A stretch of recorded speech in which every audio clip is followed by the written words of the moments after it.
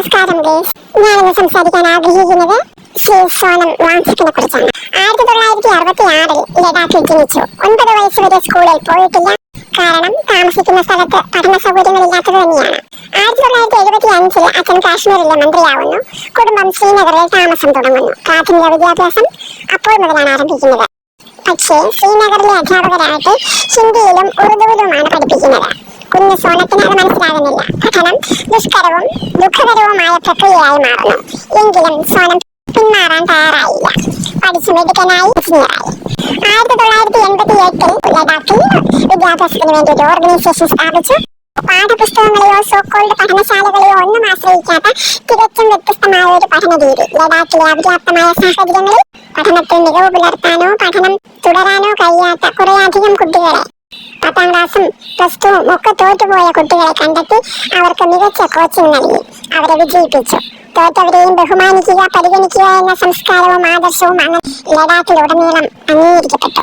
ഈ വിദ്യാഭ്യാസ രീതി ആഗോളതലത്തിൽ ശ്രദ്ധിക്കപ്പെടുകയും ചെയ്തു.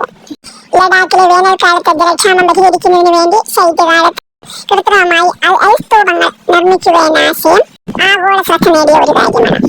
അതിനായി ശൈത്യകാലത്ത് ഹിമാലയ പർവ്വതത്തിന്റെ മുകളിൽ നിന്ന് ജലം പമ്പുകളിലൂടെയും പൈപ്പുകളിലൂടെയും കൊണ്ടുവന്ന് ഐസ് സ്തൂപങ്ങളാക്കി. വേനൽക്കാലത്ത് ഈ ഐസ് ഉരുകിയ വെള്ളം കൃഷിസ്ഥലത്തേക്ക് എത്തിക്കുക എന്ന ചിലവ് കുറഞ്ഞ തികച്ചും ഈസിയായ മെത്തേഡാണ് അദ്ദേഹം നടപ്പാക്കിയത്. ലഡാക്കിലെ സിയാച്ചിൻ മേഖലയിൽ സൈനികർ അനുഭവിക്കുന്ന അതിശൈത്യമെന്ന പ്രശ്നം പരിഹരിക്കാൻ ചിലവ് കുറഞ്ഞ ഒരു രീതി അദ്ദേഹം വികസിപ്പിച്ചു. സൗരോർജ്ജത്തെ ഉപയോഗിച്ചുകൊണ്ടുള്ള സൈനിക ടെന്റുകളാണത്.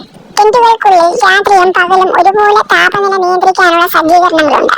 മഞ്ഞ്, മഴ, കാറ്റ് ഇതിനെയൊക്കെ അതിജീവിക്കാനും ഇവയ്ക്ക് കഴിയും. ഗൈസ്, 2025 ലഡാക്കിലെ ജനങ്ങളെ കൂട്ടിച്ചേർത്ത് ഒരു സമരം നടത്തി. സമരം വിത്ത് നിരാഹാരം. ലഡാക്കിൽ വികസനം വേണം, പക്ഷേ അത് ലഡാക്കിന്റെ പരിസ്ഥിതിയെ അല്ലെങ്കിൽ ഇക്കോസിസ്റ്റത്തെ നശിപ്പിച്ചുകൊണ്ടാവരുത് എന്നതായിരുന്നു അദ്ദേഹത്തിന്റെ ആവശ്യം. ഗവൺമെന്റ് അദ്ദേഹത്തെ ജയിലിലാക്കി. കുടുംബം ഹേബിയസ് കോർപ്പസ് ഹർജി കൊടുത്തു.